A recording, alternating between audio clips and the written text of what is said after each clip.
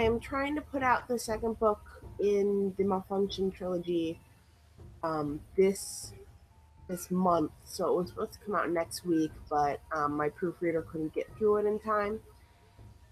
So I'm looking at the end of the month, which isn't too bad. No, I mean, it's only a self-served deadline, right? I mean, It is. basically, yeah. It is. I don't like putting it off too much because if I promise one thing to my readers and then I keep putting it off, then it kind of takes away from my authenticity as a professional. But I think it's going to work out fine. I didn't put a solid date for this particular month as far as release, so if I have to push it back, then I can. Yeah. Well, I mean, yeah, pushing with the deadline's awesome, right? I just finished that novella, finally got a really decent draft. I don't know if I've told the story that I wanted to or not, but it Yeah. really helps, right? I mean, you have that date that you're aiming for. Like my date was August 13th, and as soon as I could, I sent it. You know what I mean? I just couldn't wait to get rid of it. But I had Yeah. until August 13th to get rid of it if I wanted to. Yeah, there are Yeah. people out there right now sitting in your exact same situation, sweating bullets, going 2 more days. I gotta finish this novella. It is honestly the worst feeling. I wrote 3 of them trying to find that story, and I don't even know if I found the good story or not. It's just exhausting. And that's the thing, isn't it? I mean, you guys on the indie side of stuff, you publish things and don't know whether or not, you know what I mean? Like I could Yeah. publish that novella and I don't know. But when Tor gets back to me and rejects me, I do know. You know what I Yeah. mean? It wasn't quality enough for them. But you never know, Yeah. really. Right? Yeah. Well, I It's mean, gotta be exhausting. it That is, is. it's a scary thing because I did it with Compounded. I put that novel out there. It wasn't ready. You read it. I mean, it wasn't something that could be really. It needed somebody like you to look at it. It needed somebody a little bit more critical than my wife, who just gave birth to twins. It needed somebody Yeah. a little bit more capable of saying, no, go back in and rip it apart. Yeah. You know what I mean? I guess you're having that, but still at the same time, I don't know if I'd want to put that back up as an indie again. Yeah. Well, I mean, I have gone through a professional developmental editor, um, so it has that benefit, uh, thankfully, and I trust my critique partners implicitly. They're amazing. But it's still really nerve wracking this second book because I already have readers who are looking forward to it. We Yeah. have read the first book, and so there's always that question of is it good enough? Does it live up to the first book? Does it live up to expectations? Is it going to be new and exciting? Or are they going to expect everything? And then of course, because everything had to be stepped up, it's like, okay, I have all these readers who the first one was intense and now this one takes it 3 steps further, and is it going to be too much? So lots of questions, but you kind of just have to take the risk. And I'm at the beginning of my career. I have plenty of time to right my wrongs, I suppose. That's the point, though, isn't it? I was just watching. There's a documentary out right now, like this HBO produced it about Robin Williams, Yeah. and I started going through his filmography and just trying to, just checking out to see if there's anything I missed. A few of the later works or whatever, but it just dawned on me, he did a few of them that were complete busts. Yeah. He didn't do that many that were great. I mean, he did a lot that were great, honestly. But I mean, it's so easy to spoil your legacy in a way. Yeah. Yeah. And at the We same talked about it time, before, like brand, like talk about that brand, right? yeah. Yeah. On the one hand, it can be easy, especially with the new kind of normal for this kind of viral way of doing things where people can be critical about your work and they can accuse you of something whether or not that's true. If that goes viral, there can be, for instance, there's this one book, I don't know if you're familiar with Veronica Roth, who wrote the Divergent series. Divergent, it's a movie right now, right? Or it It was a is. movie, or it's It still is. being, Yeah. it's a trilogy, or is it being made into more?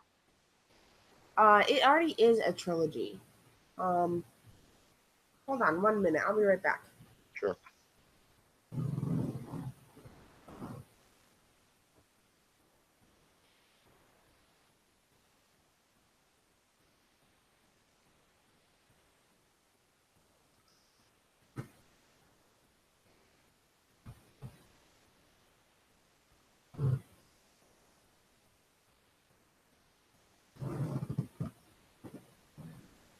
I apologize. My cat's been under the bed all day, and I was getting scared she was stuck in there. So I was just checking on her. Uh, it sounded like you were ripping something open. They were putting Yeah, somebody in duct she. tape. At some point, I definitely want to do that. Um, no, she got in the box spring, and the smaller cat has done it in and out multiple times, but she's the big fat cat, and I was just worried that she couldn't get out, so I was ripping it open. I mean, at this point, it's already destroyed, so it's not like I'm worried about it. Just making Oh, sure she can get out. well, she's out now.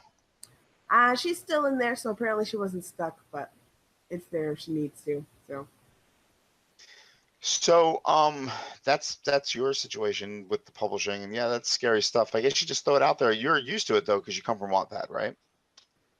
Right. I mean, didn't you do Wattpad to yeah, begin with? Are you not yeah. going to do Wattpad for this publication at all? This is just going on No. Amazon. These books, actually, the entire trilogy in their first draft are up on Wattpad, but I rewrote more than 2/3 of this book, so the Wattpad audience they're gonna know how it ends.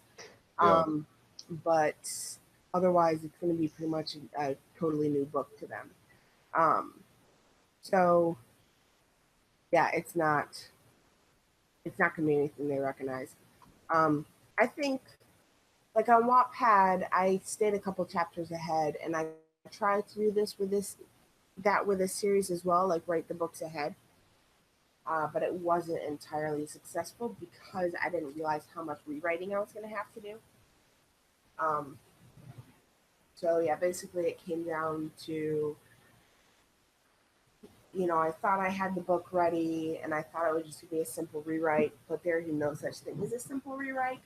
Yeah. So yeah, Wow. Veronica Roth is pretty. yes, yeah. What was the situation with her that you were going to mention before your cat interrupted you?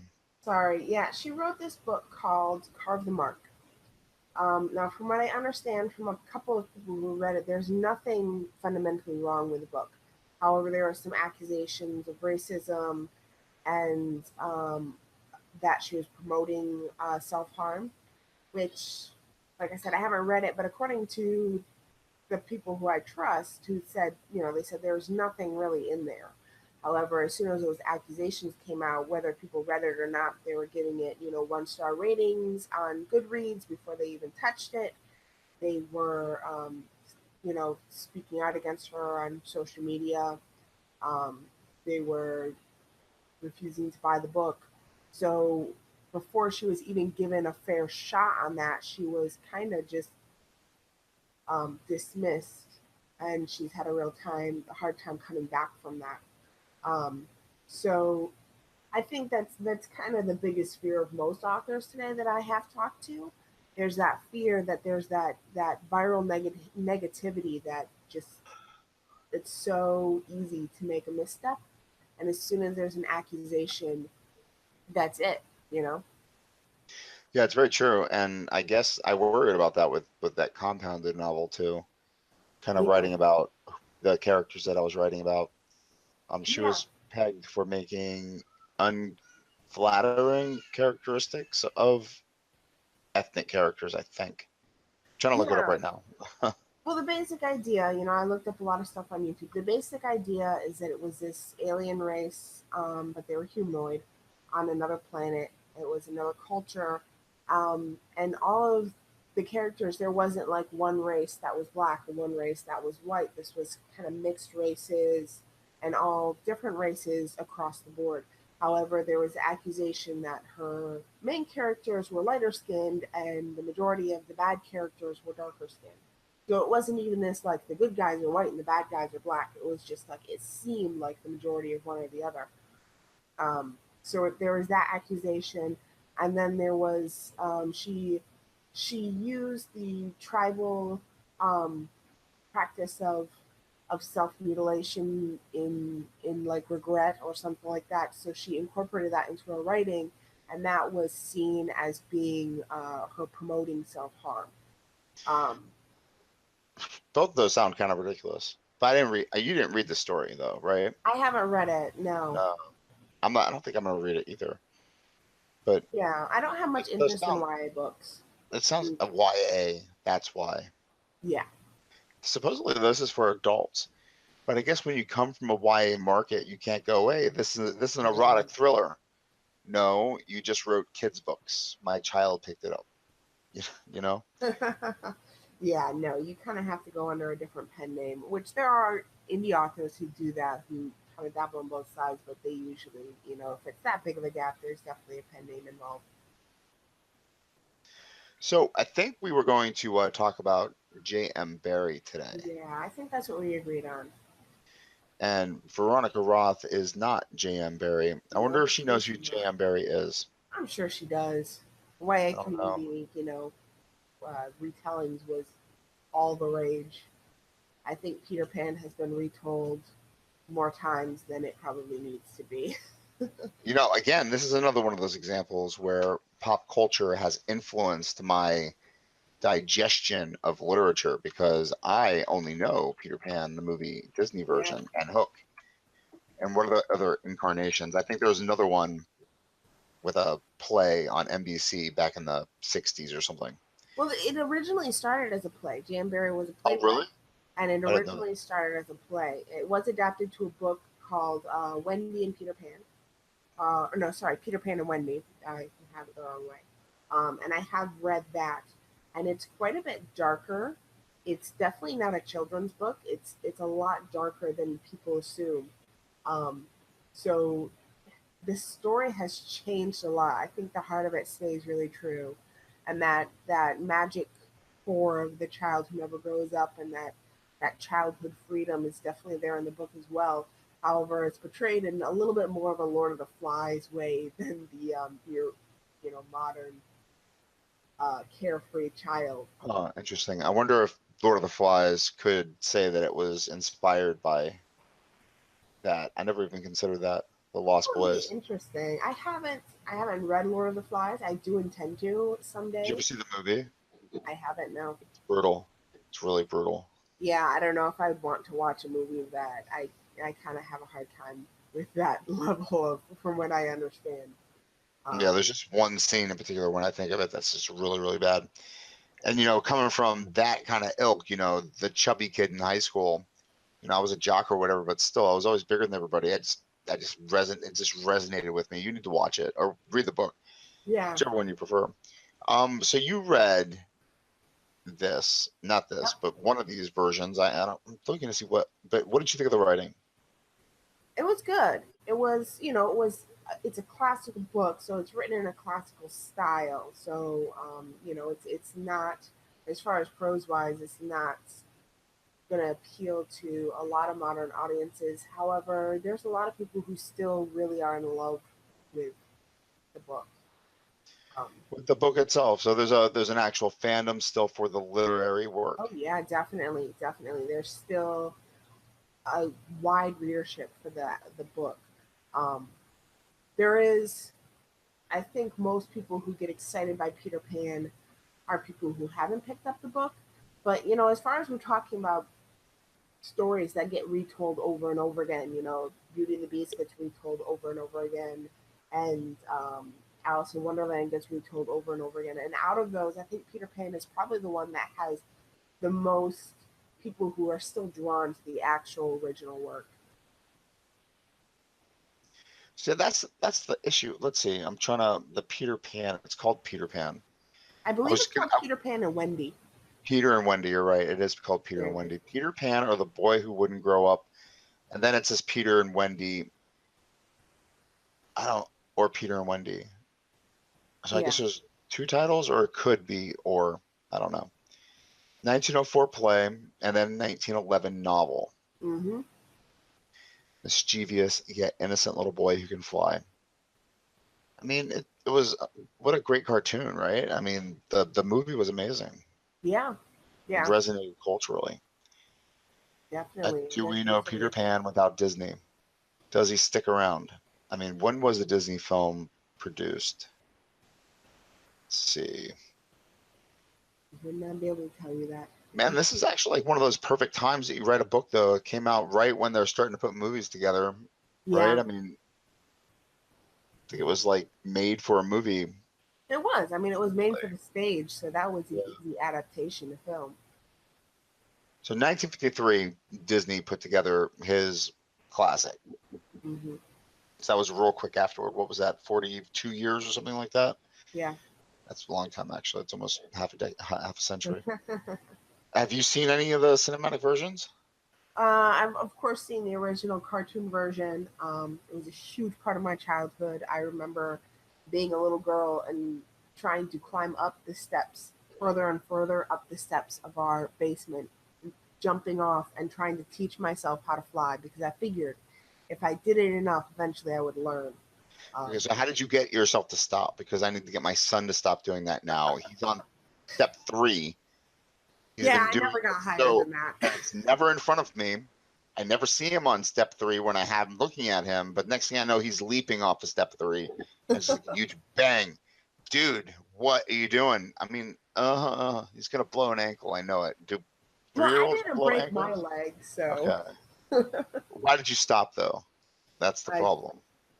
realized Getting, that I wasn't going to get any higher than step 3. I hope he doesn't get higher than step 3.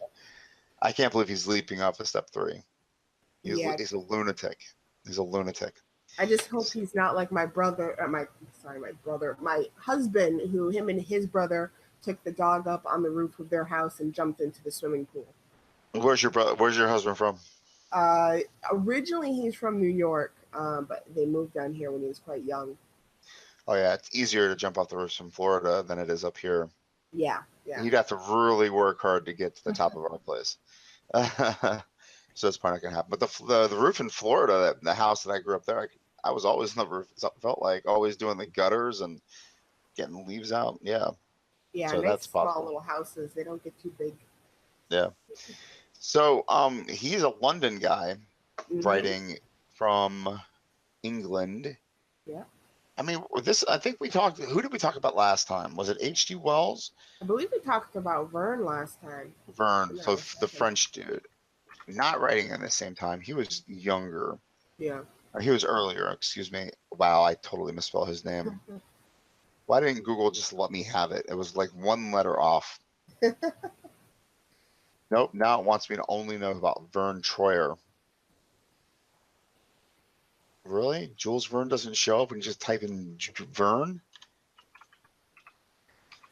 That's the state of our illiteracy in our culture right now. Yeah. Type in Verne and Jules Verne does not show up. Or maybe it's just my search habits. All right, so yeah, he was 1905 he died. So I mean this is a case of what is J.M. Barrie getting inspired by these people, or is he doing his own thing? This is different enough that I would say he's doing his own thing. This isn't a science fiction. This is Fantasy, right? I mean, somewhat, yeah, it's a it has to be somewhat more fantasy. exactly. Pirates and fairies and It's a it bedtime has. story. It's a slightly more adult version of a bedtime story. You know? Yeah, they call it fantasy on Wikipedia. I mean, bedtime Yeah, story, same thing. I mean, fairy tale. This is exactly what it is now. But exactly. Yeah, Peter, what he's kind of like the imp in Midsummer's Night's Dream, right? He's kind of like Pan in a way, but I yeah, guess he's a little boy. He never grew up, which is interesting. I mean, yeah. we can talk about that for 1 second. That doesn't that speak to Barry's like? Wasn't he rumored to be a pedophile? He Or was is at that multiple yeah? points rumored to be a pedophile. Now, whether that's true or not is lost to history. It's hard to say one way or the other, but I don't put anything past the evils of the human heart. So Right? It seems like everybody who's successful had some kind of disgusting thing happening. yeah. Well, it kind of comes to the point where you kind of have to divorce the writing from the actual author sometimes in order to maintain the beauty of that work. And it's a beautiful piece of fiction. It has inspired so many people and just spoken to so many people since it's been written. So Yeah, I'm looking up to see if it's accurate. Somebody said they looked it up. They read it in a book when they were younger, and it disappeared completely. Um, where did you hear it from? Do you remember, or it just trickled in? It just trickled in. I think it was probably there was a movie. Um, Was it the Depp we both, movie? yes, Finding Neverland, I believe it was Yeah. called. That was put out, and it's actually, I enjoyed the movie, but I'm pretty easy to please when it comes to most movies, or at least I was until I started studying storycraft. Um, and I think that it probably came up in conversation around that movie at one point that there were rumors. Of course, that the movie plays it differently. The movie implies that it was him and the boy's mother um, that were having an affair, and he didn't have any interest in the actual boys. But Yeah, he didn't have sex with his wife either, supposedly, according to this article I'm reading right now. Either. So I mean, it doesn't matter. At the end of the day, it does matter. Obviously, if he was doing things about it, behind closed doors. If you look at this story about a little boy who never grew up, does it speak of that? You know what I mean? You can't take the author from the work. So, are we writing about some kind of fantasy world where this guy can live out his fantasies, basically, or is there something more innocent happening? I mean, can you switch it? Can you make it evil?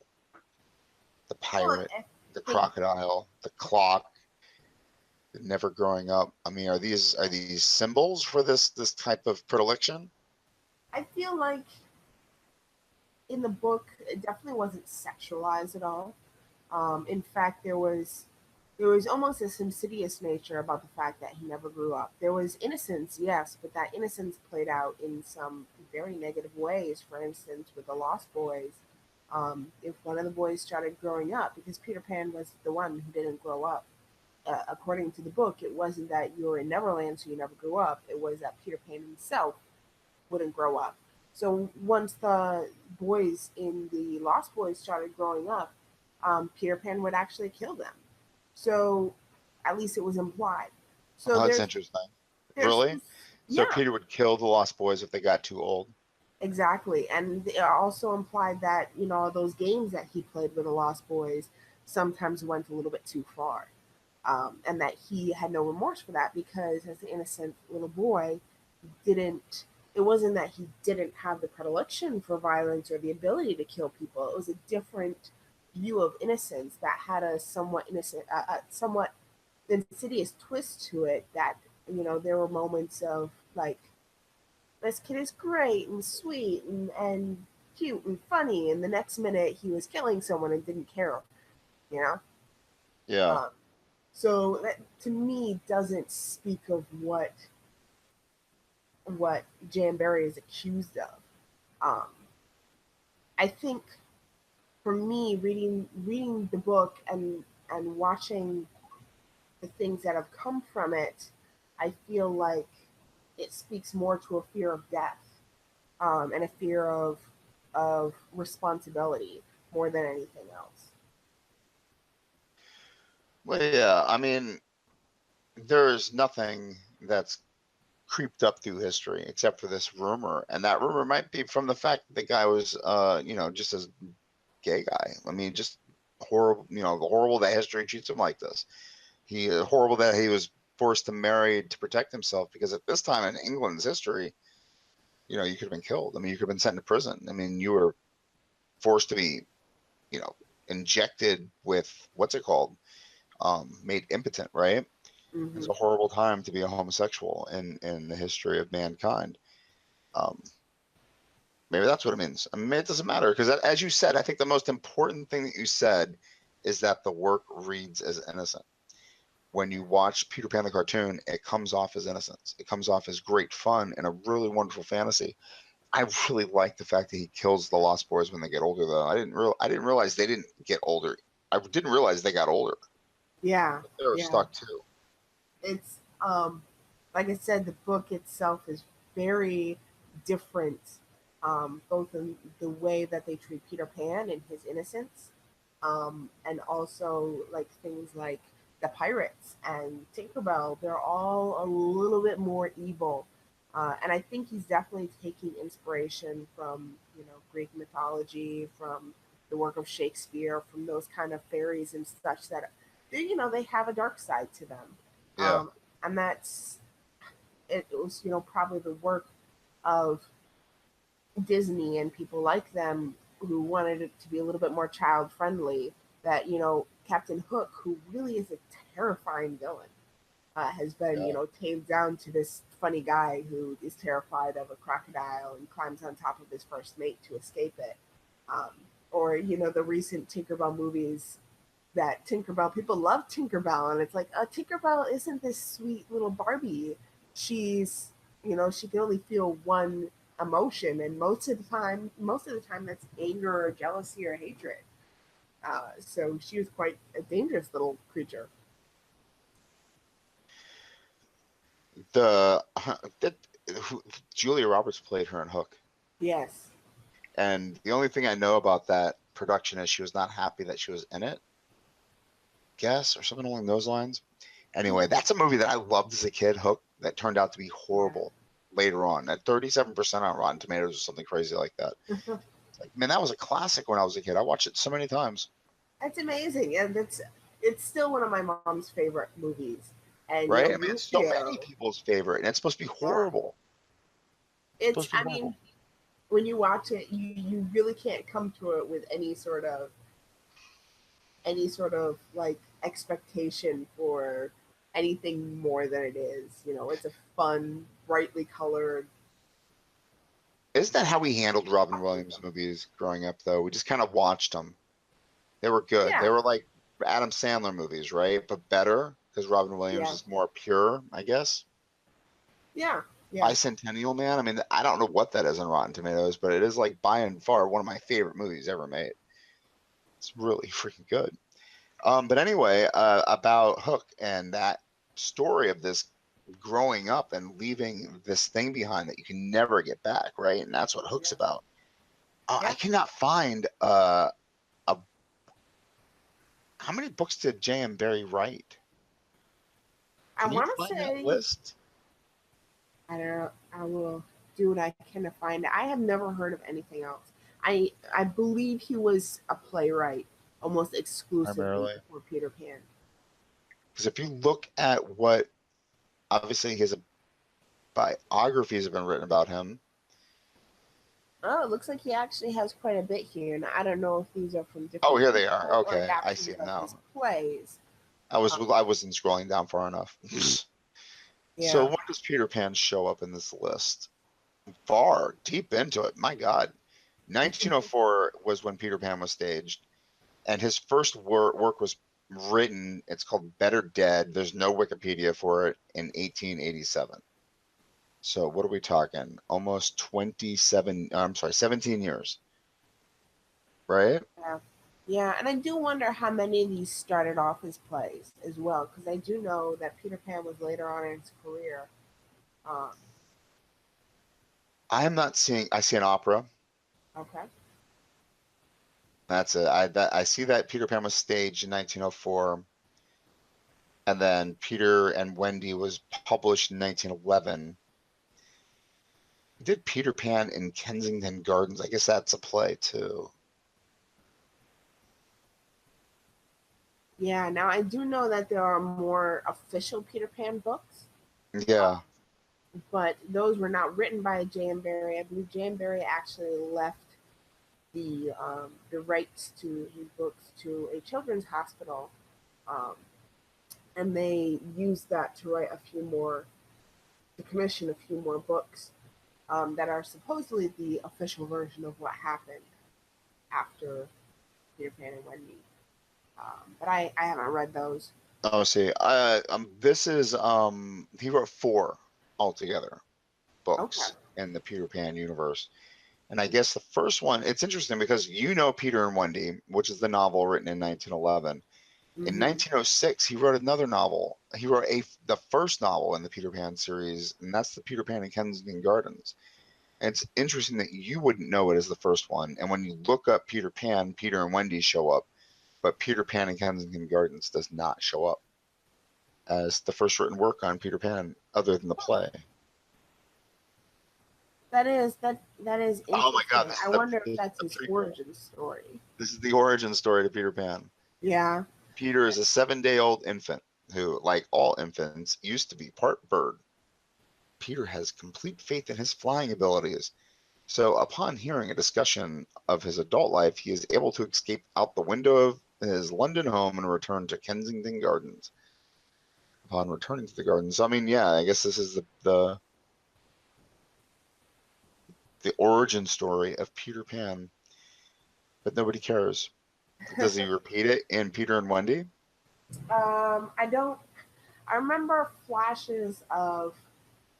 There was a part about him. I'm seeing a picture here of Peter Pan floating in a bird's nest, and that Yeah, happens again in Peter and Wendy, but in a different context.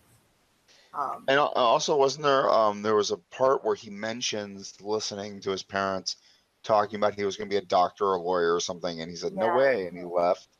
And I'm Yeah. not sure. Again, my cultural interpretation of this book is marred.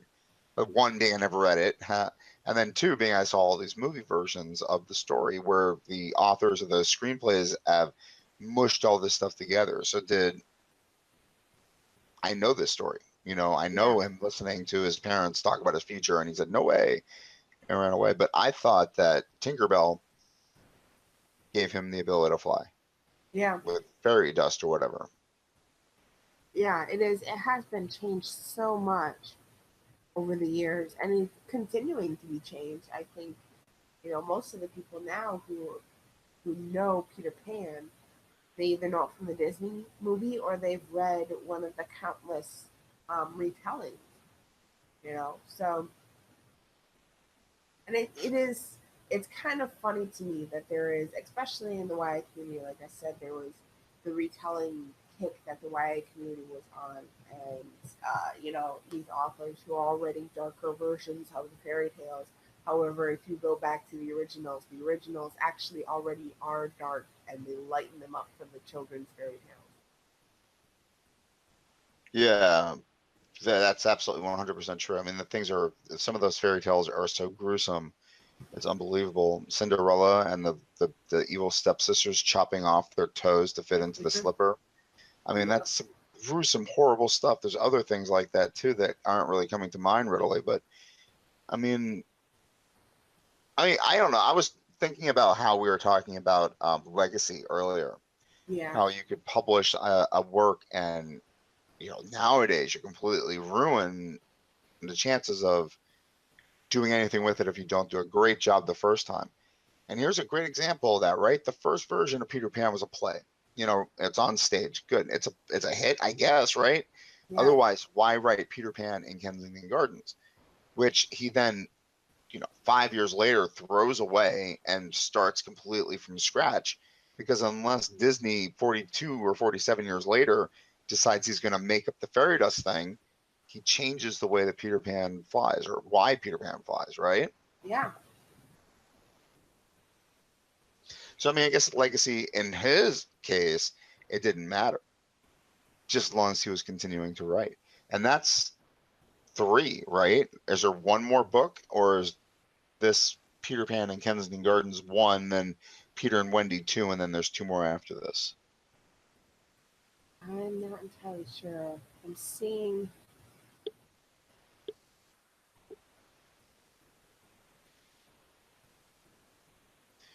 So, The Little White Bird or Adventures in Kensington Gardens is not a Peter Pan book. But why is it called Kensington Gardens? Is that the island that Peter Pan lives on? Kensington Gardens? He lives in Neverland. Neverland. Okay, thank you. That makes more sense. Peter Pan, staged in 1904. So are you seeing anything else Peter Pan related? Well, I found a complete Peter Pan adventures that's 7 books and original illustrations. Now, I'm not entirely sure if that's 7 Peter Pan books or 7 different translations. When did this dude die?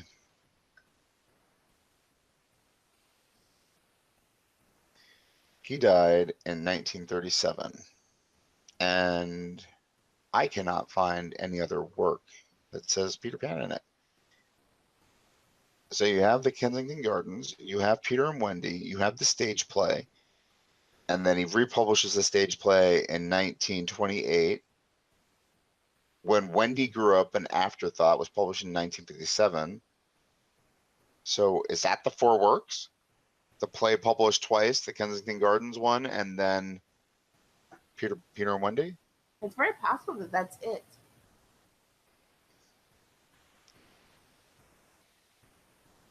Huh. It's very interesting. So what's Kensington Gardens then? I The believe Little White Bird. Yeah, I believe Kensington Gardens is a park in London. In London, right? Yeah. But they have adventures in Kensington Garden. And Neverland didn't feature. Did Neverland feature in Peter and Wendy? yes, yeah, that all happened. That's Peter and Wendy is the original, not the original, but as we know it, the Peter Pan story. Now, of course, there's some changes and it's quite a bit darker, but that is, typical. Peter Pan comes to the window and brings them to Neverland, and they have adventures and then return home. Um, so, what I do know. Actually, The Little White Bird has Peter Pan in it too. Okay. So that's number 2 or number 3. So you're gonna find stuff like that. You're really gonna have to dig for Peter Pan stuff. Yeah, for the original work. I know they sell, um, in bookstores the bound classic, but it's probably just the Peter Pan and Wendy, which I think is the That's most probably how I read it then. That's probably why I know that part. I probably read the bound version of all the collected stories of Peter Pan. So I remember being for some reason, thinking about it frustrates me because I don't think it flowed all the way through like a story should. You know what I mean? Where you start at page 1 and then go to the end and you're following the course of this guy's story. It was like you read the first book and then started the second one going, okay, wait a second, I thought this character did other things or whatnot. Yeah. So I think that's what it is. And they're not hard to read. I think they're very, very easy to read. They're very children friendly, right? Yeah. Yes, they are. They're not difficult language wise. Not very pretentious. He is buried in Scotland, if you're interested. He also died at the age of 77. Not bad, right? 1937. It's like right before World War II started. Yeah. I mean, he's kind of a boring guy, right? What did he do? He was a novelist and a playwright. He wrote one thing that popped. What else did he write? Peter Pan. That's it. It's the only reason we know him. And if you mention him by name, James Barrie, my wife doesn't know who he is. Yeah. So, I mean, he's kind of hidden behind this J.M. Barrie person or Peter Pan. Nobody even cares who wrote Peter Pan because Disney wrote Peter Pan, right? Kind of stole it from him in a way. It's not even Barrie's Peter Pan. It's Walt Disney's Peter Pan. Yeah. Well, Peter Pan is one of those stories that, at least for me, it kind of feels like it's real, like it always existed, like it's just that kind of part of your childhood that's just there. And you don't think about who wrote it because it doesn't have a beginning. It's just always been there. Everyone had Peter Pan, and so I think in a lot of ways, as an author, that's almost what I aspire to. That the idea of kind of disappearing behind my work, where my stories and my books are what are remembered, and now they might be picked apart and changed and retold like Peter Pan is, but there are, like I said, there's still quite a large amount of people who still love Peter Pan and Wendy. Yeah, is the ride still at Disney World or Disneyland? Do you know? Or yeah, actually, we would know. Is it still at Disney World? Yes, it is. Yep. Yeah, I don't remember that ride. I think I've only been on it one time my entire life, and I've been to Disney World lots. So yeah, he's continuing. When was the last Peter Pan movie? It was recently, wasn't it? There was one when I was a teenager, with that blonde kid that was a new uh, live action version of um, Oh yeah, 2003. I with remember an looking at it amazing right now. soundtrack. Oh, it had a good soundtrack? Oh, it's incredible. I was just listening to it earlier today. Uh, This Peter Pan another movie has a 78% on Rotten Tomatoes. the newer one. Yeah. I want there to be more than this, though. I want there to have been another one that just came out not too long ago, like another Finding Neverland story, sort of. I feel like there might possibly be, but I don't know if perhaps trying to think. Um, I know there's been Okay. stories made about him. Here's the four books. Peter Pan, or The Boy Who Wouldn't Grow Up, the play. Peter Pan in Kensington Gardens, 1908, when Wendy grew up, an afterthought. I guess it was a short sequel play staged in 1908.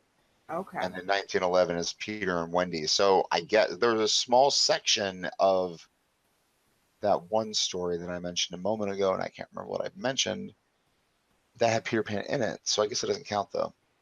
Yeah. See how Well, boring this can get? I mean, you really have to dig into this guy's bibliography to find all the references to this Peter Pan character if you're really interested in doing that. And he didn't know what he was doing, right? This isn't really something that was done at this time. Because even Jules Verne writing how he was writing in serial fashion, the adventures or whatever, what were they called? The adventure stories or whatever they were. I mean, he yeah. wasn't really trying to take a character through an arc, right? He was just writing a story, a Yeah. novel length story or a serial story in the newspapers that ended up being novel length at the end of the process or whatever. But he wasn't taking Peter Pan from beginning to end. But this guy was. Yeah. This guy took Peter Pan from beginning to end. And was he the first person to kind of do that? Or was he even doing anything to begin with? Was he Yeah. trying to write Peter Pan? I feel like it almost sounds like that this is a character that just kind of haunted him. And I wonder if he had, you know, chests full of notebooks and loose leaf papers just with scribbled writings about this character. Um, I don't know though, right? Because he only did 3 books, and in 1911 he was done. I yeah, mean, but it they're so seems scattered, and so um, and like 7 years. That's it, 1904 to 1911, and it looks like he never wrote another one. yeah, it's. I know there was a lot of, and they talk about it. So I don't know if he. I don't believe he himself talked about it. They say that these boys that he spent time with, this family that he spent time with, really inspired this work. And now, of course, that's definitely what they bring across in the movie Finding Neverland. And I don't know if this is like a spoiler alert moment or something, but I did read. I did not see Finding Netherland, but I do know what happened to those boys. Do you know? Um, I don't know what happened to the boys. I believe the mother died of tuberculosis, and I'm Sad, assuming actually. so. Before he died, both those boys are dead. The Yeah. first boy died in World War One, and this Mm. was, I mean, honestly, 1911, World War One. The boy dies in World War One. He never writes another Peter Pan novel. Yeah. The brother kills himself in 1928. Mm. That's the story behind those kids who, I guess, what am I looking for? Motivated, Yeah. spawned, Inspired. inspired Peter Pan. Yeah. They both died horribly. I mean, no Yeah. wonder there's no more books, right? I mean, maybe there would have been more if World War One hadn't happened, which is interesting if you think about the fact that World War One might have killed Peter Pan, but World War One spawned epic fantasy in terms of J.R.R. Tolkien, Yeah. Yeah. It took a whole different turn after that. right? I mean, and it's really it gets even more interesting if you look at the fact that we're talking about innocence, right? We're talking about this boy who never grew up until the Great War came, killed him, and then there was no more stories to write about innocence ever again. Yeah. Yeah. And it's amazing as far as just historically how big of an impact those those two world wars had. It is impossible to even express how huge they were in our history. Millions of people died after. the war, just by epidemics that were caused because of it.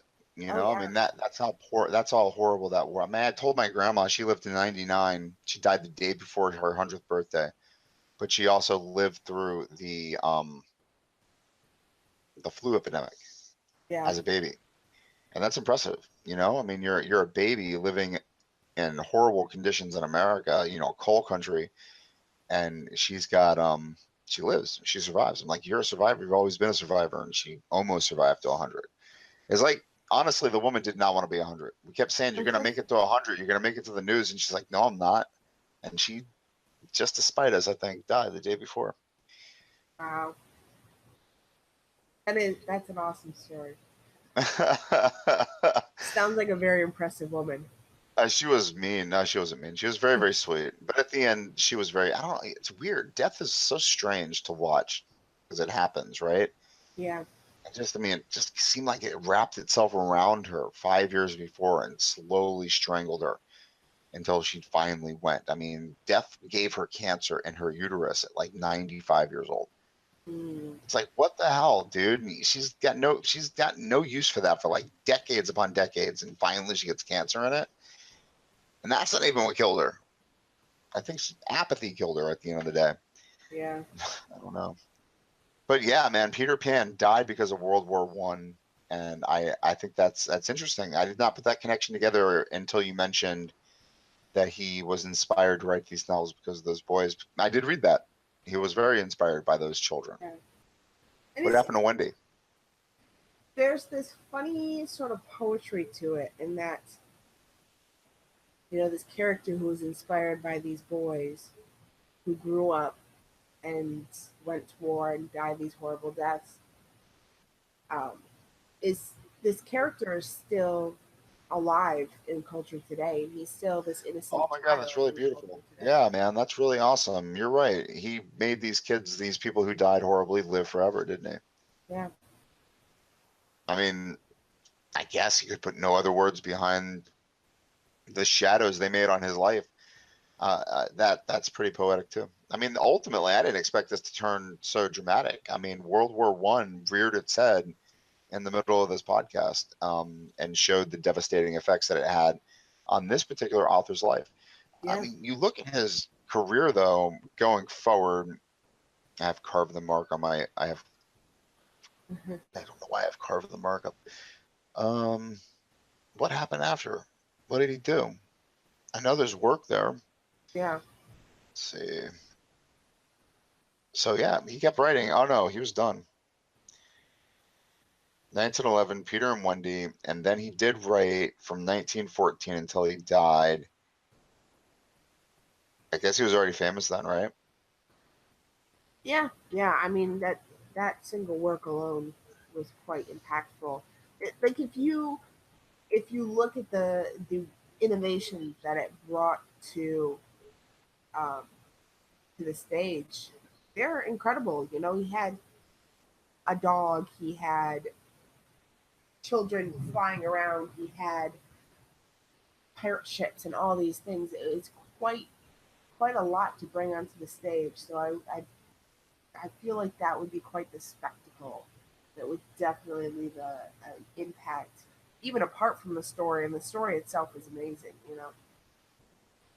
I'm really curious about these later books. I mean, there's a bunch here.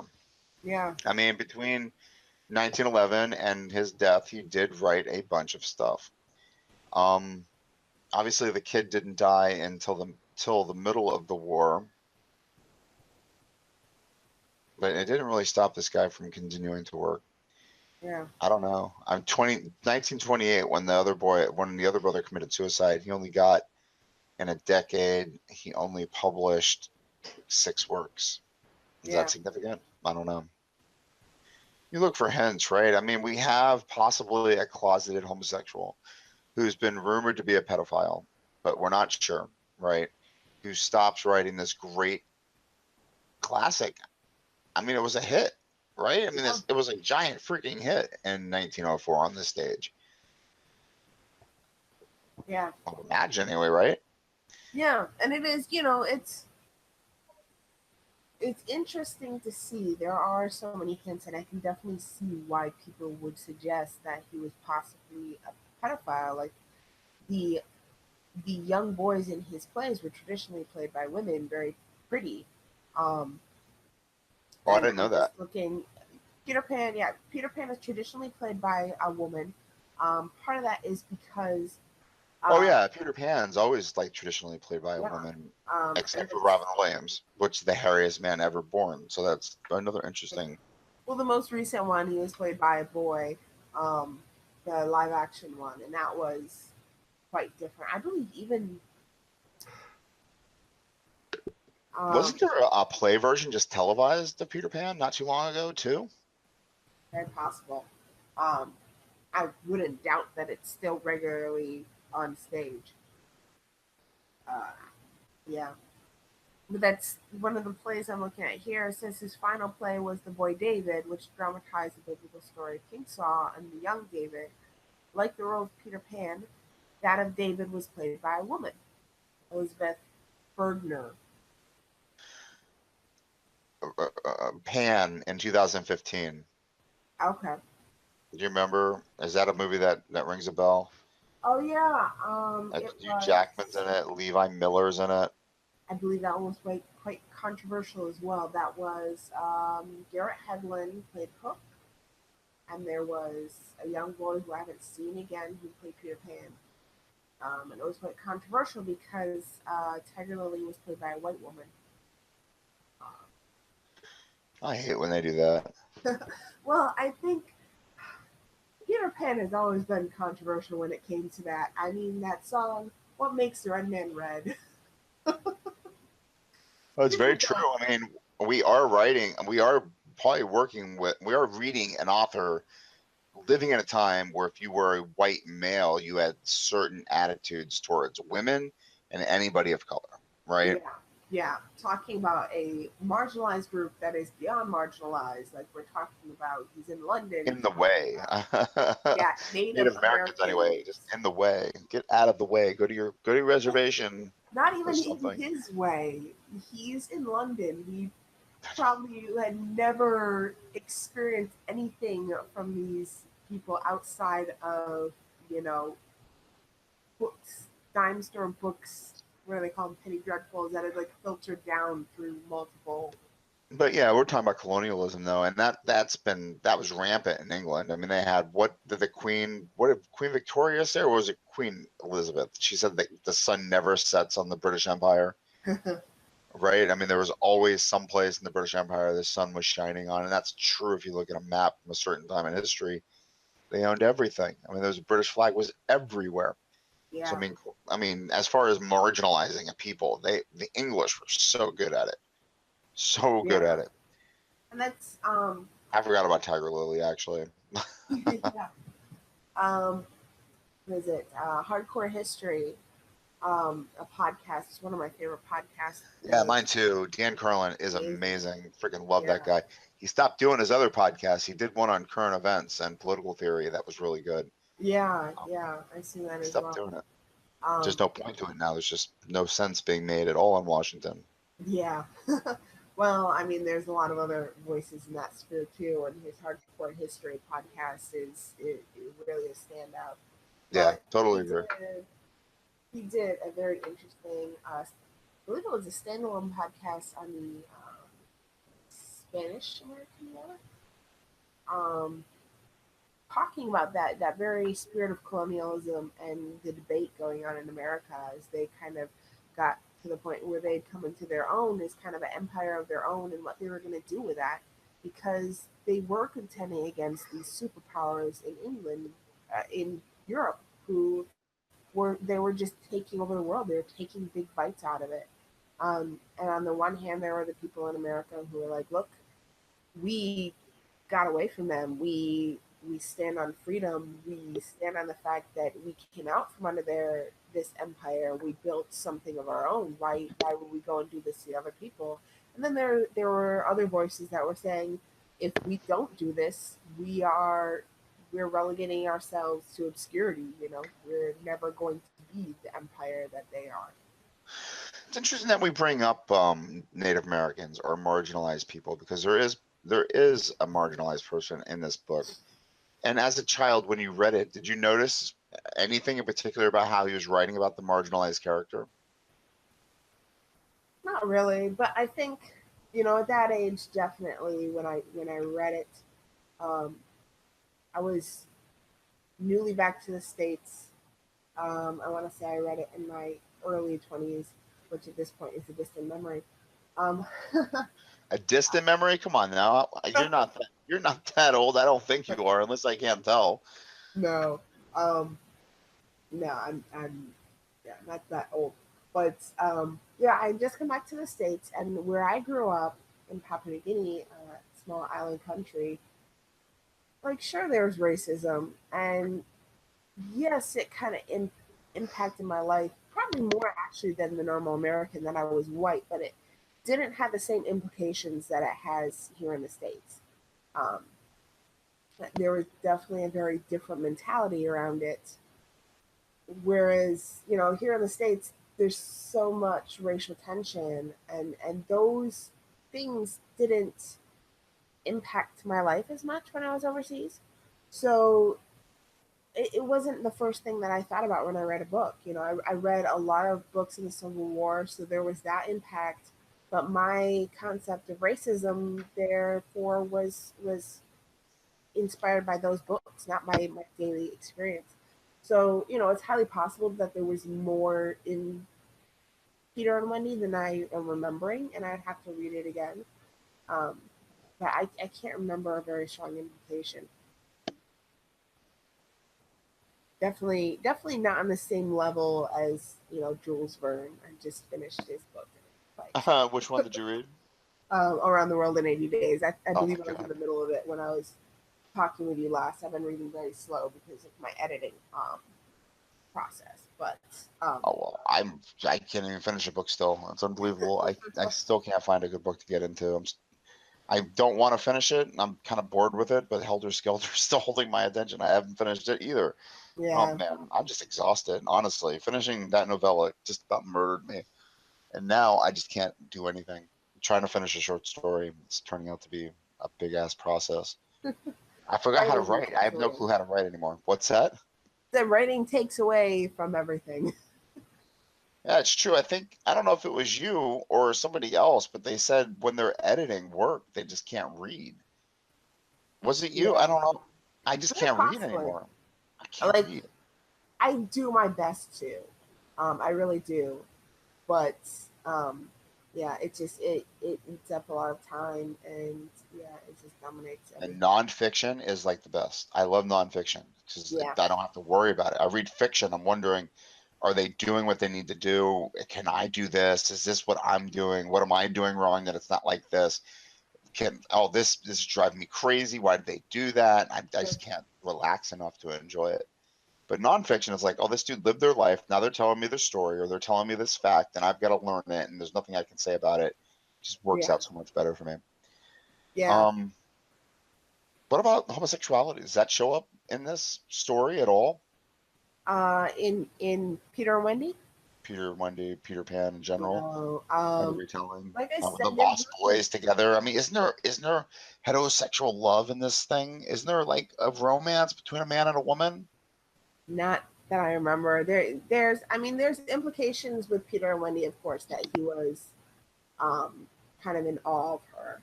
However, they're children. The innocence, Yeah, they're child. The children yeah, don't love like that. the innocence that was brought across was, I'm father and this is mother and you're our children. However, there wasn't anything more to it than that. It's okay, mothers, do our sewing and cook us meals and tell us stories. There wasn't anything beyond that.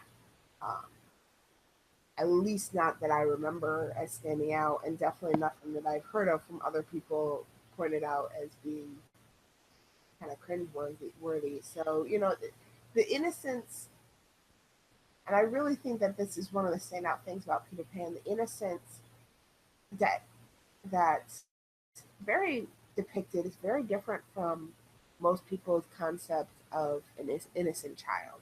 You know, um, I'm sorry. What did you say? It was the opposite, or different. I want to say it's the opposite. It was different. It was, most people describe innocence as being this sort of naivety that they don't understand anything, but also kind of this kind of perfect purity that isn't marred by violence or anger or hate or strong emotions. It's But just this this guy carried a little knife on his belt, though. I mean, he was prepared to do yeah, that. He was prepared to do violence. yeah. And he did violence regularly, and it was a game to him. So that was his depiction of innocence. Was not that it was devoid of these things that we would typically view as dark or gritty, but more so that it was viewed without consequence and without any feeling of remorse or guilt or responsibility for it. I mean, honestly, I wonder if there is something about the fact that he and his wife never had children. And they're living in an era where potentially if they did have a child, the child would have died very young and maybe would have been kept hush hush or whatever. Yeah, And we're talking about like a failure to thrive situation where Peter Pan refused to grow up, right? yeah, So Peter Pan died when he was an infant and he lived in Neverland because Neverland doesn't really exist. And who gets to visit his dead child in Neverland or these other children, because only children get to go to Neverland because they're still children and they're very innocent. I mean, all kids want to grow up, even babies, right? They struggle for it. They fight for it. They scream for it. You're a caregiver. You know what I'm talking about. You yeah, cannot keep these kids from learning and being and becoming. Yeah, the parents are talking about them becoming lawyers and doctors. The kids want to become lawyers and doctors normally. Who doesn't want to become a lawyer and doctor? One that's not able to, right? They can't get to that point. I wonder seriously if we're looking at a story about this guy's son who died in infancy. It doesn't say it though. It's not there, but it is kind of weird how you can put that analogy into play, right? yeah. It definitely, it's a very interesting thought because there is that kind of fear of death that does permeate his work. Um, and of course, when he addresses it in a very lighthearted way. But there is that kind of hint that this child who never grows up is a child who never dies, who never has to fear old age and death, um, and who can live their life with this just kind of rampant play without any fear of falling and breaking their neck or you know getting sick or any of those things. It's And very death is everywhere, right? I mean, this is the era too, yeah, yeah, definitely. where doctors are just learning to wash their hands. I Yeah. mean, we're talking about that time. I mean, it's not leeching, it's not bleeding you to death or whatever, but I mean, it's seriously as bad as playing with dead people and then birthing babies. I mean, that's what they did. That's why babies died so often. It was disgusting, right? I Yeah. mean, I think. When did they invent soap? Maybe I'm wrong. Invent soap.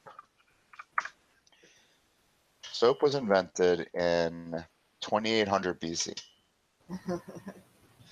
Well, yeah, but that's different than understanding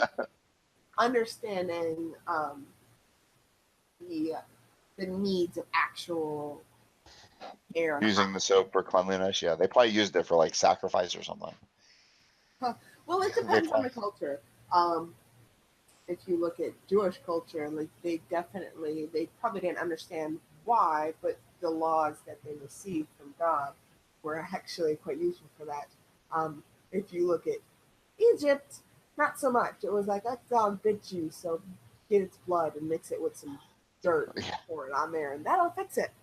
Um, yep, he's dead. It's fixed. It's not bothering him anymore. See, he's not complaining. Give us money. I just ran across something that was quite interesting, though. I'm looking at a page on the Wikipedia that's talking about social connections, and I see two names on here that were people that we did podcasts on. It said he had a long correspondence with uh, Robert Louis Stevenson, who was living at Samoa at the time, Oh, though interesting. they Yeah. never met in person. And he was also really close friends with H.G. Wells. Yeah, it would have to be. I mean, look at this list of people here, man. They were all like buddy buddy, Yeah. probably hanging out at the same bar. People who played on the team. What team are we talking about? I guess it Cricket. looks like he They played started. cricket together. This is ridiculous. They played cricket with H.G. Wells, um, Rudyard Kipling, Arthur Conan Doyle. I don't know who P.G. Wodehouse is, but I imagine he's as important as Jerome K. Jerome. Oh, that's ridiculous. That dude should have just decided not to be Jerome K. Jerome. A. Milne, that's the Pooh guy. I don't know. Is there anybody else on this list that's. Walter Raleigh. Where do you see that guy at? Oh, there he is. Yeah, there's a lot of good people on that list. That must have been a badass cricket match.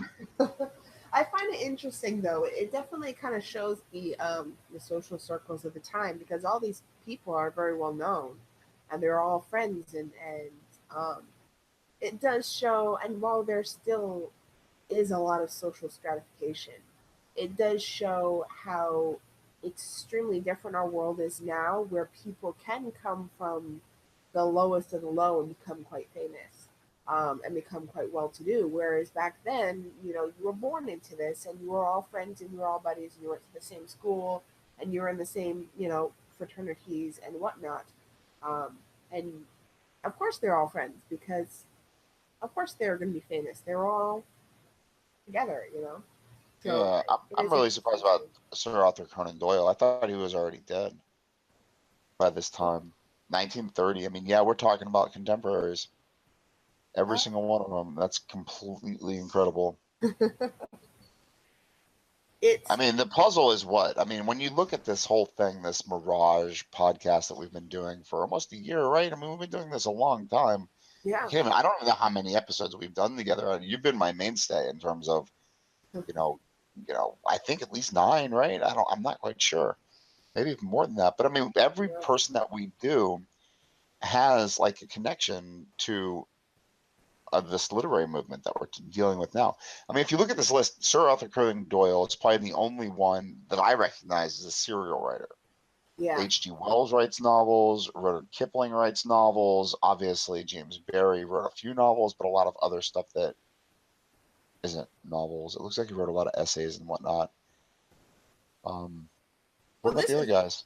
this is after World War II, as well. This is after World War One, the World first War one. One, yeah. And so these weren't people who influenced Peter Pan. But I do find it No, interesting that Rudyard Kipling is in there because he is one of these names, and we're just talking about colonialism. He is one of these names who is attached to colonialism. yeah. I mean, he was Indian. No, he wasn't. He lived in He India. lived in India, He and was he born in Bombay. wrote. So I mean, he was born in India. He's Indian, He but he's wrote. English. It wasn't a poem. It was a. I guess it was a pamphlet on what he called the white man's burden, which was about colonialism. It was about um, missionary work and about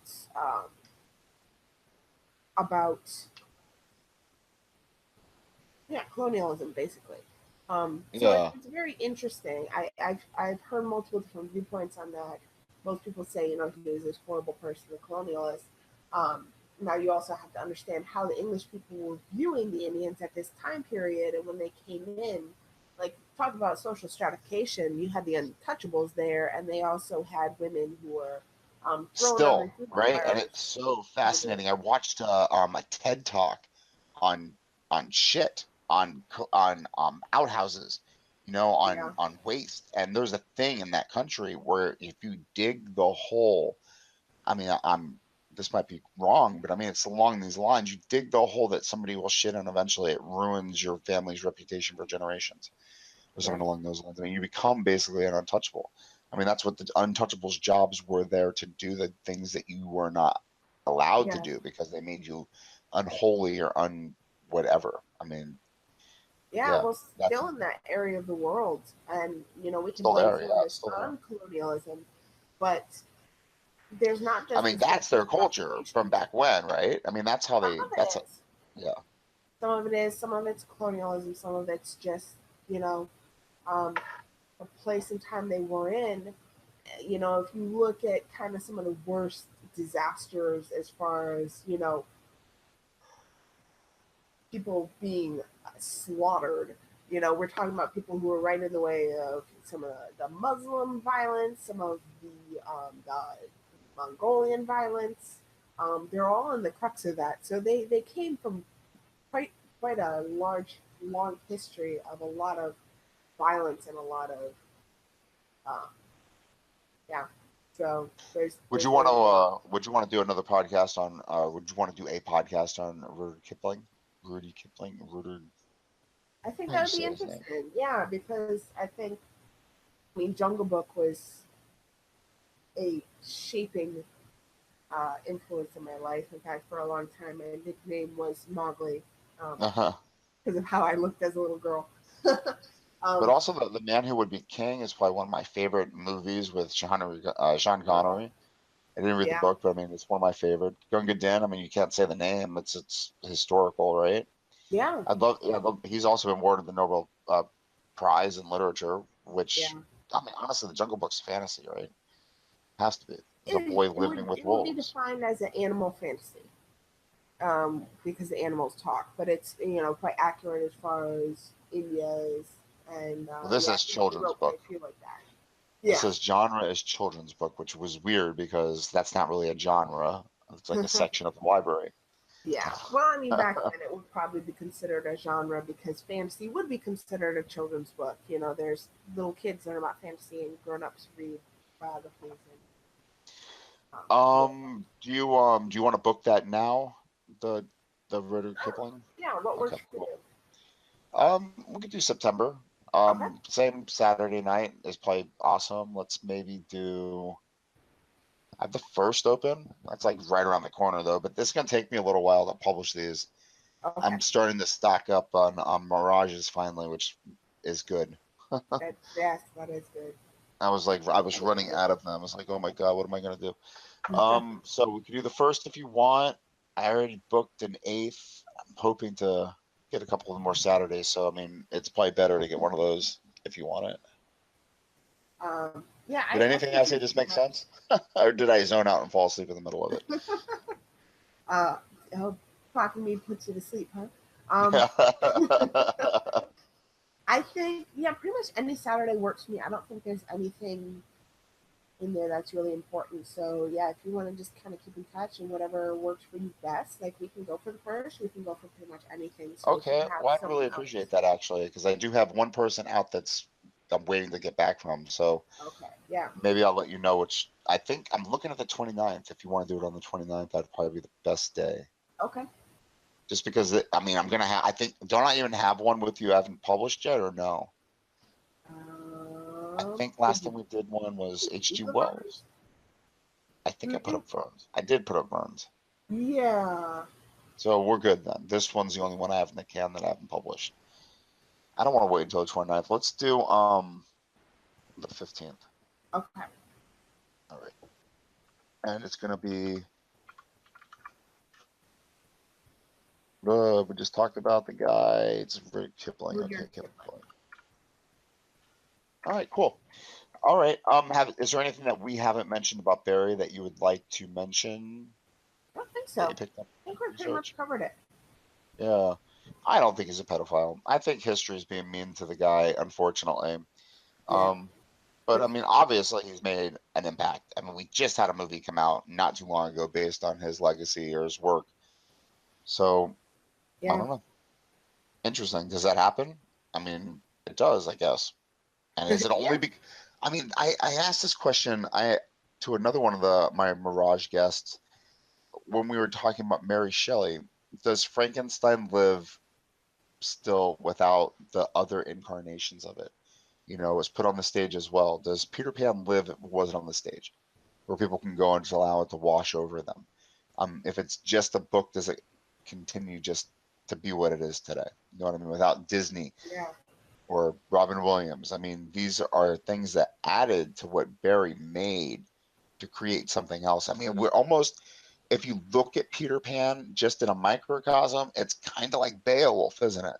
Yeah. Because, like, at the end of the day, when we read Beowulf, when your English teacher throws it at you and makes you read this horrible thing, it's not even the original story, isn't it? Is it? We don't even know what that was. I mean, it's been changed into this thing, potentially, I guess. Yeah, there's been a lot that has impacted that. Yeah, it is, and you know, Peter Pan's a little bit more recent. Obviously, we can know it was actually written, but most people, like We you said can. before, most But people, how much is getting confused in society, right? I mean, does the yeah, crocodile actually wear a clock? And as you stated, they swallowed he it. kills the wasp. He swallows it, or Yeah, something like that, right? I mean, which one is it? I mean, there's like so many little things. Like, he kills the lost boys, or what happens to them at the end of the day? Does he have like, was he born with this innate ability to fly, or does Tinkerbell give him the ability? yeah, You know what I mean? It's fascinating that we yeah, have made this story our own. And I think as writers, that's what we kind of do, isn't it? We give it to people. George Lucas gave us Star Wars, and people made it their own. They created mythologies about everything about it yeah, and made it into something more than what it was really intended to be. And the same thing with Peter Pan. I mean, the thing is taken from Barrie and what he maybe intended for it to become, yeah. I I guess. do, Tolkien is one of my favorite authors, and that was his intention when he was writing Lord of the Rings. He wanted to write a history for England, a mythology for England, because everywhere else had a mythology, and he wanted to create that, even though, because there was that hole in England's past where it was just so much of everything was just wiped away, um, and he wanted people to be able to build on it and spread and grow off of that. And I think he probably would have been proud if he's seen what kind of impact his books had. And now, I'm not going to say that James Barrie would sit down and watch the latest Tinkerbell movie and clap his hands and be like, "This is wonderful. This is exactly what I had in mind." I don't think Um, George Lucas does that. You know what I mean? I think there have been quotes from him leaving the film saying something, yeah, but he's not clapping either. He's not excited. He's not. That's the movie I always wanted to make. No, that dude made like what 9 hours worth of cinema that people did not enjoy. He gets laughed at because of it. The yeah, Phantom Menace and all that good stuff. So he's probably not walking out of the theater thinking, imagine somebody taking over your novels, going, "I'm going to do a better job," and they make. You're not going to clap for them, right? yeah. Well, I think as an author, I'm conflicted about that. I can definitely see the authors who, especially when we're talking about your books being turned into movies, because every author thinks about that these days. For some authors, that is the goal, that is the end all be all. Totally. I want to Now, collaborate on that level, on any yeah, level where my work is going to be given to people to look at. I mean, this is like, I would love to work on a game, writing characters in a game, whether my name shows up on it or not. The idea that people are, I mean, for me, the idea that that happens would be amazing, yeah, right? I mean, if you wrote the Transformer idea, the robot car thing, how stupid is that, right? I mean, you sat in a dark room once and you wrote a story about cars that turned into robots or robots that turned into cars, and then look what happens with that. yeah, Movies and cartoons and toys, and it's a stupid idea that made millions and millions and millions and billions of dollars. That's the goal, isn't it? To spawn imagination yeah, that and people that's reach I for their think. wallets. Well, yeah, I mean that's the monetary goal. I think, definitely as an author, looking at the possibility of, say, my books being turned into a movie. Like, on the one hand, it's like, okay, I'm scared about handing my book off to someone else and being like, see what you can come up with it, because what if they over sexualize it, or what if they turn my girl into a wimp, or what if they turn my guy into a cliche, or what if they, They will, you though, know, won't they? I mean, that one story, what was it called? You gotta, uh, what was it called? They just made a movie about it. There's a big space station. I just mentioned it the other day. It starts with a V, Valerian, I think, something like oh that. yeah, oh my Yeah, right. goodness. Somebody wrote that. Like, Yeah, it somebody was wrote a that. comic. Somebody sold that. I mean, somebody labored over that thing. And Yeah, now, what is it? What was it? Was it a world? Was it a series? Did he write 7 of them? Was he hoping to write 3 more? Is it ruined completely because of this movie? I don't know. I I think mean, they'll somebody like you only would be have very it concerned stable. about that, right? Because you dedicate your whole writing career, not you necessarily, because you're actually branching out a little bit. But I mean, supposedly, suppose you're somebody who has only written one series and you sell that into a movie. Yeah. and they do Yeah. that to it, and nobody wants to read your shit anymore because they've ruined it.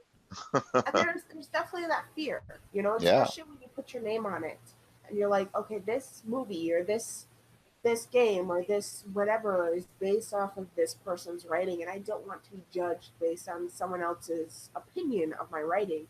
And yet at the same time, when I hand my book off to someone, the hope is that this isn't just me putting down my words and they read my words and be like, this is what has been said. The hope is that it will spark their own imagination. So when they read my characters, I have a certain view of what my characters look like. That won't be the same as their view. No, no, And not even your readers. If you yeah, become popular and millions of people read your story, you're going to get millions of different interpretations of your work. I mean, God, you exactly. give it to four people, you get like four different interpretations. I mean, you're gonna. I mean, you just can't let it go. Gotta let it go. Yeah, and I Right. think that there is that hope and there's that benefit and that joy that my work is becoming alive for someone, that it's going to exist in someone else's mind other than mine, that Yeah. it's going to create thoughts, it's going to inspire, you know, these deep Yeah. thoughts from someone else, and that is a hope. So, you know, there's that balance between, yeah, I really don't want someone to take my book and be like, let's add 15 sex scenes and like a whole bunch of guys with their shirts on and girls in bikini armor. Um, but Well, I on the hope other, there's girls in bikini armor. I don't think I've seen a movie lately that has it. So I mean, oh no, that's not true. I think Ragnarok has bikini armor. oh my goodness, oh the controversy. Um, some of it's just laughable, but yeah, you know, there's that part of me that's like, no, no, I don't want you to have my book. I don't want to sit down in a movie theater and see how you massacre it. And yet, on the other hand, that's my hope. At the same time, I want to inspire people. So yeah, it's definitely this Totally. contention, you know. I don't know. I mean, at the end of the day, for me, it's about making a living. I mean, whatever way I need to do, you have to be the best. You have to let it go. I mean, Yeah, this guy wrote 60 books in his lifetime. Yeah, who cares about four? Hopefully, those four make him enough money so he can keep writing, you know? Because unfortunately, it's a disease. It never goes away. And Stephen King is proof of that. I mean, you can be the most successfully published author, read author, filmed author, and you're still going to write novels. Not going to sit back and go, I'm successful, because I don't know, does he feel successful? I mean, what is he exactly trying to do? What story is he trying to tell that's not coming out, because it's not coming out for him, right? yeah, He hasn't gotten to that point yet where he says, that's it, ding, I'm done. I've gotten it. $450 million in the bank. This novel is the most perfect thing I'll ever create. I don't have to do it anymore. yeah, I mean, this guy wrote until, I mean, Barrie wrote until he died. You know what I mean? The year before he published a novel. And that happens all the time with people nowadays too. They're dead. They just died, and there's a novel on the New York Times bestseller list that they wrote. yeah. You know what I mean? It's like it never goes away, no matter how successful you are, Oh yeah, and then definitely. you That's, die. you know, that's, I tell people all the time. Sure, I take a break from writing. I take a break from one manuscript to write another manuscript. But you don't, though, do you? Even while you're not writing, you are anxiously thinking about what you should be writing, or you should be writing. You're never taking a break from it, are you? Yeah, and what your character should be doing. I put a post on Twitter the other day, um, and said, sometimes I think about quitting writing, and then I think about quitting writing. It's like, yeah, it, I think I saw that. it's not something that you can just be like, I'm done now. Yeah, it's not, because I just finished, like I said, mentioned 1,000 times already on this podcast, that novella, and Yep. I'm already 3,200 words into my next short story. You know, I'm halfway done with it. I have Yeah. until September 15th to finish it. You know, I mean, after that, what do I work on? I have a novel I need to work on. I need to finish it. I need to work on a new novel. I mean, there's always like, I need to finish feeding that thing, whatever the hell it is inside of us. Yeah. I hope it And turns really, out to like, be a good thing and not like an embarrassing, like Freudian thing. uh, well, I don't know. We probably will never know. There's too many different people with too many different motivations, and who knows if it's all the same thing that's driving us or something Right? else entirely. Because when we talk about Barry, is it a phantom of a child that he thought he was going to have? Or is it something more insidious? Is it something more horribly perverted? I mean, God, we don't know. And maybe we don't need to know. I mean, unfortunately, if there are victims, they didn't come forward. Yep. Or, you know, their voices were silenced, the culture they lived in. And thankfully, nowadays, that's not happening anymore, you know? I mean, we don't have to really, nobody's shoving those demons into the dark, you know, hoping that they go away, knowing that they're still taking victims. Those demons are being slaughtered, and hopefully, you know, they go away. Yeah. And don't make more big demons, because that's what happens, isn't it? They make demons.